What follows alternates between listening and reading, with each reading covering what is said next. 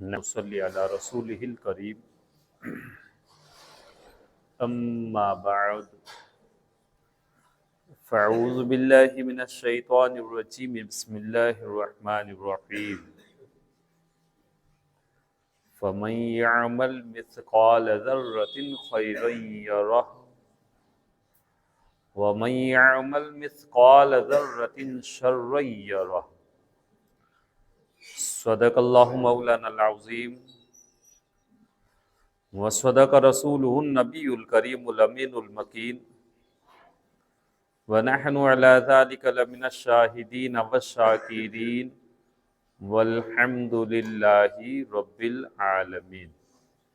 ایک مرتبہ انتہائی عقیدت و محبت کے ساتھ بارگاہ رسالت میں درود پاک کا نذرانہ پیش کرے۔ اللہم صلی علی سیدنا و مولانا محمد معدن الجود والکرم وآلہ وبارک وسلم صلاۃ و سلام علیک یا رسول اللہ صلی اللہ تعالی علیہ وسلم۔ ارشاد باری تعالی ہے فَمَن يَعْمَلْ مِثْقَالَ ذَرَّةٍ خَيْرًا يَرَهُ وَمَن يَعْمَلْ مِثْقَالَ ذَرَّةٍ شَرًّا يَرَهُ۔ جو ایک ذرے کے برابر نیک عمل کرے گا وہ بھی اسے دیکھے گا، اور جو ایک ذرے کے برابر بد عمل کرے گا، برا کام کرے گا، وہ بھی اسے دیکھے گا۔ مطلب کیا ہے کہ اگر کسی نے ایک ذرہ کण کے برابر بھی اگر کوئی نیک عمل کیا، اچھا کام کیا، عمل صالح کیا، نیکی کا کام کیا، تو قیامت کے روز اس ذرے برابر نیک عمل کی بھی اسے جزا دی جائے گی، اس کا بدلہ دیا جائے گا۔ اور اگر کسی نے ایک ذرہ ایک کण کے برابر بد عمل کیا، برا کام کیا، گناہ کا کام کیا، تو قیامت کے روز اس چھوٹے سے گناہ جو ایک کण کے برابر ہے اس کی بھی اسے سزا ملے گی۔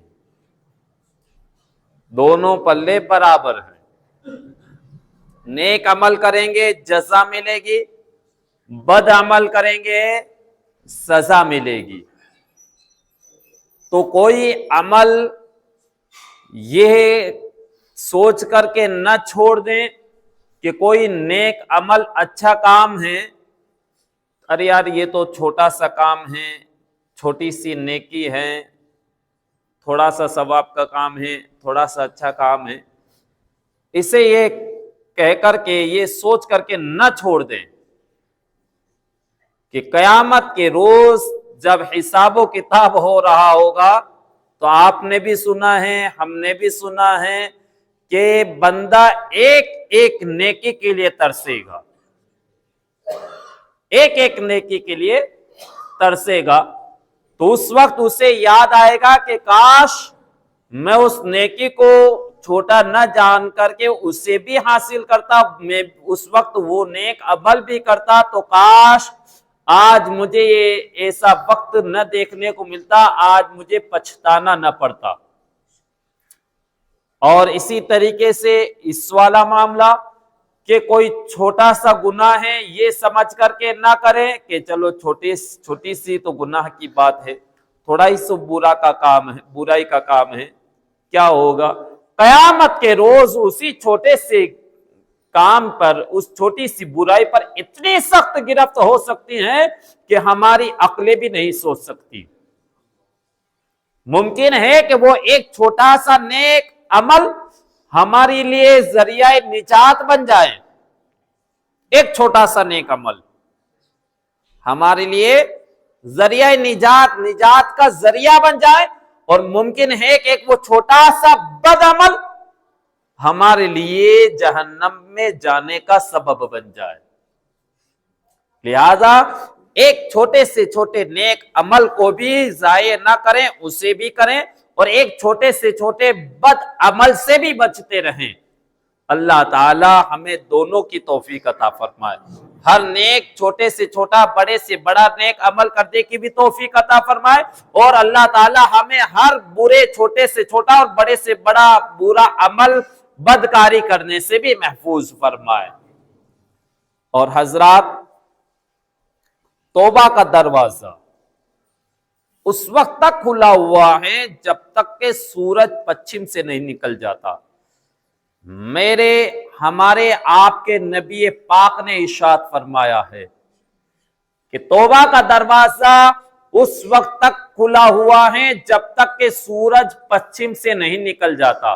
آج سورج پورب سے نکل رہا ہے، لیکن آخری قیامت کا جب دن ہوگا تو قیامت کے دن آنے سے پہلے یہ سورج پورب سے کے بجائے پچھم سے لوٹے گا۔ جیسے ہی پچھم سے سورج طلوع ہوگا، توبہ کا دروازہ ہمیشہ ہمیشہ کے لیے بند ہو جائے گا۔ پھر نہ کسی کی توبہ قبول ہوگی، نہ کسی کے گناہ معاف ہوں گے۔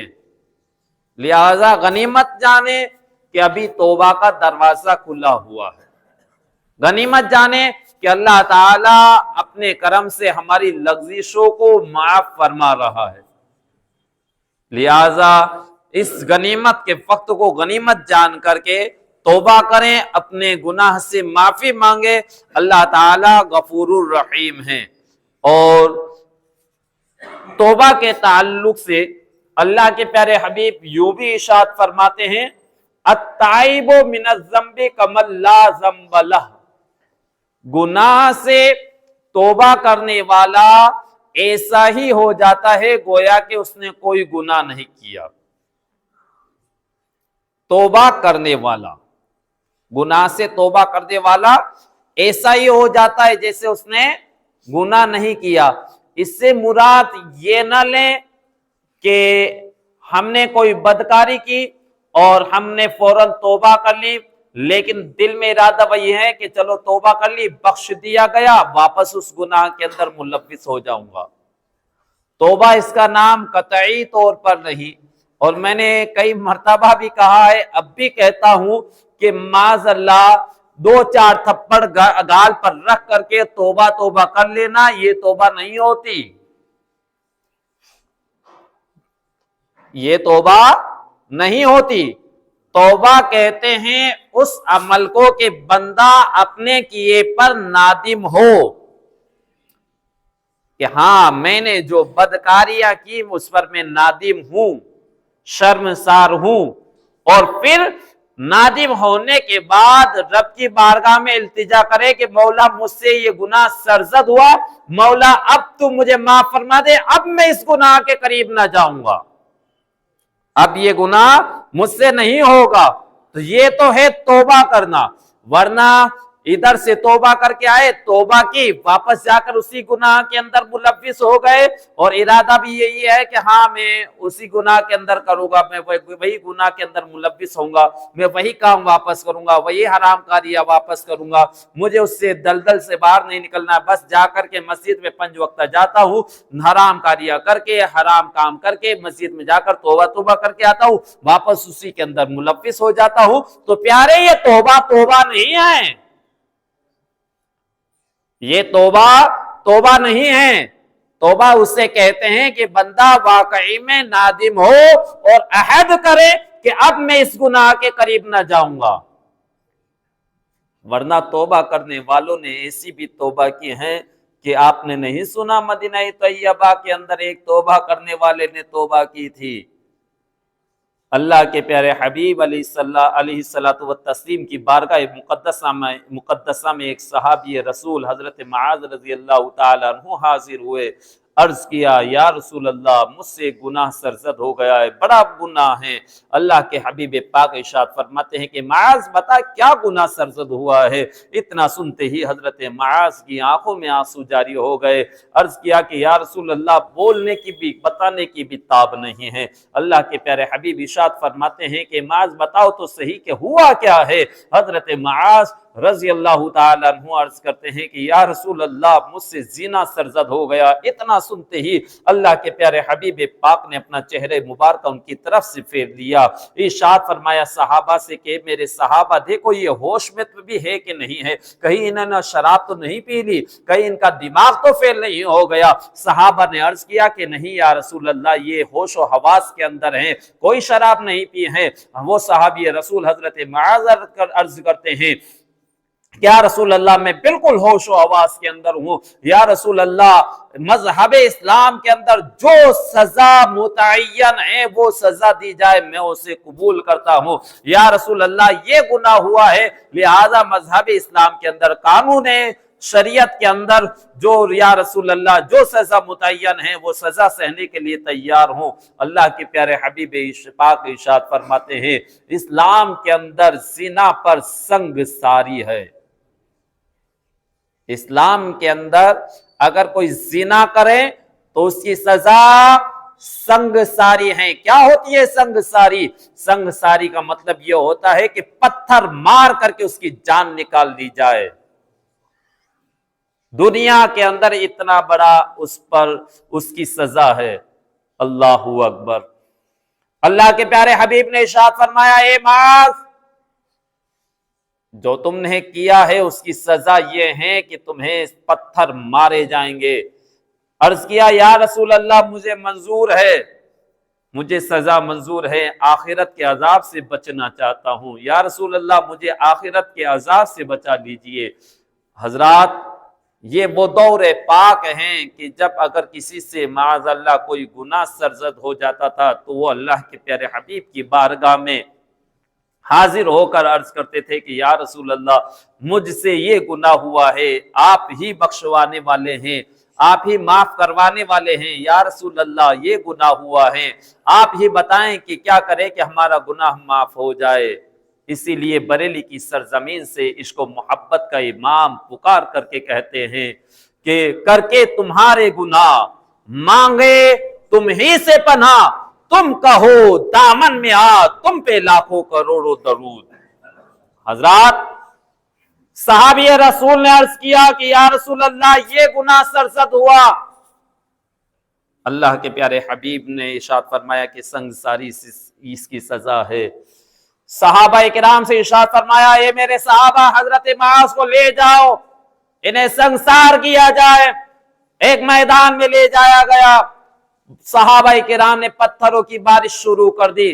آج ہم بھی کہتے ہیں کہ اگر قانون اسلام نافذ ہو تو پھر گناہ نہیں ہوں گے، ڈنکے کی چوٹ پر کہتے ہیں مذہب اسلام کے قوانین کو نافذ کر کے تو دیکھو، پھر چوریاں نہیں ہوں گی، پھر گھوٹالے نہیں ہوں گے، پھر حرام خوریاں نہیں ہوں گی، پھر زنا نہیں ہوگی، پھر کسی کی آبرو ریزی نہیں ہوگی۔ آج قانون پر قانون بنائے جا رہے ہیں لیکن پھر بھی نہیں ہوتا ہے، اس لیے کہ قانون اسلام اگر نافذ کر دیا جائے، اس لیے کہ مذہب اسلام ہی سب سے پاکیزہ، سب سے اچھا اور سب سے سچا مذہب اسلام ہے، اس کے سوا کوئی مذہب ہے ہی نہیں۔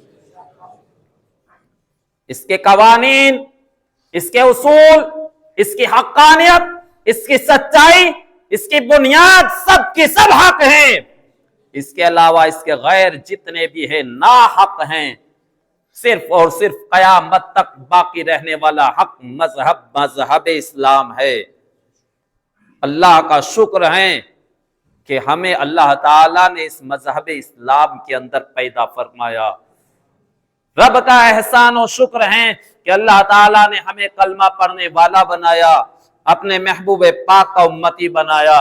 حضرت محترم حضرت معاذ کو لے جایا گیا، حضرت معاذ پر صحابہ کرام نے پتھر برسانے شروع کر دیے۔ اللہ اکبر۔ پتھر برساتے برساتے ایک ہڈی حضرت معاذ کے پیشانی پر لگی، اونٹ کی پیر کی ہڈی تھی، جو سے ہی سر پر لگی سر پھٹا، خون کا فوارہ دور ہوا، وہی چل کر حضرت معاذ وہیں ختم ہو جاتے ہیں، وہیں ان کا وصال ہو جاتا ہے۔ صحابہ کرام حضرت معاذ رضی اللہ تعالیٰ عنہ کو سنسار کر کے اور جب اللہ کے پیارے حبیب علیہ الصلوۃ والتسلیم کی بارگاہ مقدسہ میں حاضر ہوئے، اللہ کے پیارے حبیب ارشاد فرماتے ہیں کہ اے میرے صحابہ کیا ہوا؟ صحابہ کرام نے عرض کیا کہ یا رسول اللہ حضرت معاذ کو سنگسار کر دیا گیا۔ اللہ کے پیارے حبیب کی بارگاہ مقدسہ میں ایک صحابی رسول نے عرض کیا کہ یا رسول اللہ ہم جب حضرت معاذ کو مار رہے تھے تو میرے ہاتھ کے اندر اونٹ کے پیر کی ایک ہڈی آئی، میں نے زور سے حضرت معاذ کی طرف اسے پھینکا، حضرت معاذ کے سر پر لگی، سر پھٹا، خون کا فوارہ چھوٹا، اور خون جیسے ہی میرے ہاتھ پر یا میرے دامن پر لگا، میں یہ کہہ کر کے دور ہٹ گیا، یا رسول یا اللہ، یہ کس پاپی کا، کس گنہگار کا خون میرے دامن پر لگ گیا ہے؟ اللہ اکبر، اتنا کہہ کر کے میں پیچھے ہٹ گیا۔ اتنے میں ایک دوسرے صحابی نے پکار کر کے عرض کیا کہ یا رسول اللہ، جب حضرت معاذ کو مارا جا رہا تھا تو حضرت معاذ آپ کو پکار رہے تھے۔ اللہ کے پیارے حبیب کی چشمان مبارکہ سے آنسو جاری ہو جاتے ہیں اور ارشاد فرماتے ہیں کہ میرے صحابہ، جب میرے معاذ نے جب مجھے پکارا تھا تو تم نے چھوڑ کیوں نہیں دیا؟ خدا کی قسم، حضرت معاذ نے ایسی توبہ کی ہے کہ وہ صرف حضرت معاذ کی توبہ پورے مدینے والوں کے لیے تقسیم کر دی جائے تو سارے مدینے والوں کے لیے کافی ہو جائیں۔ اللہ اکبر، یہ ہوتی تھی توبہ۔ یہ ہے صحابی رسول کہ جنہوں نے توبہ کی ہیں۔ اور حضرات، آج الیکشن کا دور چل رہا ہے، سیاست کی باتیں ہو رہی ہیں، سیاست کے دور، سیاست کے بازار گرم ہیں۔ دنیا کا ہر سیاستداں، دنیا کے اندر سیاست کرنے والا ہر فرد غور سے سنیں، سیاست کسے کہتے ہیں؟ سیاست سیکھنی ہو تو حضرت عمر بن خطاب رضی اللہ تعالیٰ عنہ سے سیکھی جائے۔ سیاست کا حق حضرت عمر بن خطاب رضی اللہ تعالیٰ عنہ نے ادا کیا ہے۔ سیاست کے داؤ پیچ یہ نہیں ہے کہ کسی کو دلدل میں پھنسا کر کسی سیاست کا مطلب آج یہ لیا جاتا ہے، آج اس کی ڈکشنری کے اندر معنی بھی یہ ہو گیا ہے کہ سیاست کی جا رہی ہے کا مطلب یہ ہے کہ کس طریقے سے لوٹا جائے، کس طریقے سے کسوٹا جائے، کس طریقے سے لوگوں کو پھنسایا جائے، کس طریقے سے اپنی جیب بھری جائے۔ سیاست کا مطلب جو آج یہ لیا جا رہا ہے، سیاست کا مطلب یہ نہیں ہے۔ سیاست کا اصل مقصد یہ ہوتا ہے، سیاست کا اصل معنی یہ ہوتا ہے کہ ایسا کام کیا جائے کہ جس کی بنا پر عوام کا فائدہ ہو۔ سیاست اسے کہا جاتا ہے، اسے کہتے ہیں کہ ایسا کام کیا جائے کہ ہماری قوم، ہماری ملت، ہمارا ملک، ہمارا دیش ترقی یافتہ ہو۔ سیاست اسے نہیں کہتے ہیں کہ گنڈا گردی کی جائے، گھوٹالے پر گھوٹالے کیے جائیں۔ سیاست اسے نہیں کہتے ہیں کہ ایک دوسرے کو لڑا کر کے، بھیڑا کر کے اور نہ راجنیتی کی جائے۔ اسے سیاست نہیں کہتے، اسے تو لوٹ ماری کہا کرتے ہیں، اسے تو دیش کے ساتھ میں غداری کرنا کہتے ہیں۔ حضرات، جو اپنے ساتھ دیش، اپنے ملک کے ساتھ میں غداری کر رہے ہیں، کتنے بڑے دیش فروش ہیں وہ لوگ، کتنے بڑے اپنے ملک کو بیچنے والے ہیں وہ لوگ۔ حضرات، حضرت عمر بن خطاب رضی اللہ تعالیٰ عنہ کے دور مبارکہ کے اندر اگر پل کے اوپر سے ایک بکری کا پیر فریکچر ہو گیا تھا، حضرت عمر بن خطاب نے ارشاد فرمایا تھا کہ قیامت کے روز مجھے پوچھا جائے گا کہ وہ پل اتنا کمزور کیسے بنایا گیا کہ ڈہ گیا، جس کی وجہ سے بکری کی ٹانگ ٹوٹ گئی تھی۔ ایک بکری کی ٹانگ ٹوٹ جانے پر حضرت عمر بن خطاب رضی اللہ تعالیٰ عنہ اپنے آپ کو کوستے ہیں، اپنے آپ کو گرفت میں لیتے ہیں کہ اس کے بارے میں بھی مجھ سے پوچھا جائے گا۔ آج یہاں پر سینکڑوں لوگوں کی جانیں چلی جاتی ہیں اور کان کے اوپر سے جو تک نہیں رینگتی، اور اسے سیاست کہتے ہیں۔ اللہ تعالی ہدایت عطا فرمائے۔ سیاست کرنے والا ہر فرد حضرت عمر بن خطاب رضی اللہ تعالیٰ عنہ کی سیرت طیبہ کو بغور مطالعہ کریں، اور جب حضرت عمر بن خطاب رضی اللہ تعالیٰ عنہ کی سوانح حیات کو جب وہ پڑھے گا تو بے ساختہ اس کی زبان پر بھی حق کلمہ جاری ہوگا اور وہ بھی بے ساختہ کہے گا لا الہ الا اللہ محمد رسول اللہ۔ حضرات اسلام کی بنیاد ایسے ہی نہیں ہے، اسلام مذہب اسلام ایک سچا اور حق مذہب ہے۔ اللہ تعالی ہمیں صحیح معنوں میں مذہب اسلام پر چلنے کی توفیق عطا فرمائے۔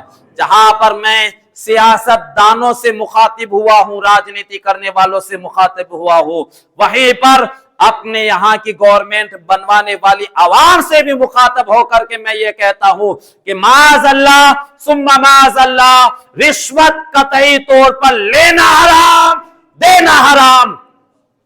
چند روپیوں کے خاطر اپنے ووٹوں کا سودا نہ کریں، اپنے ضمیر کا سودا نہ کریں، بلکہ اسے چنیں جو ہمارے حق میں بہتر ہو، جو ہمارے ملک کے لیے، ہماری ملت کے لیے، ہماری قوم کے لیے فلاح اور بہبودگی کے لیے کام کریں۔ یہ نہیں کہ چند روپیوں کے لالچ میں آ کر اپنے ووٹ اور اپنے ضمیر کو کھو بیٹھیں۔ یہ مسلمان کا سیوا نہیں ہے، یہ مسلمان کا کردار نہیں ہے۔ اللہ تعالی ہمیں حق کے ساتھ ہونے کی توفیق عطا فرمائے۔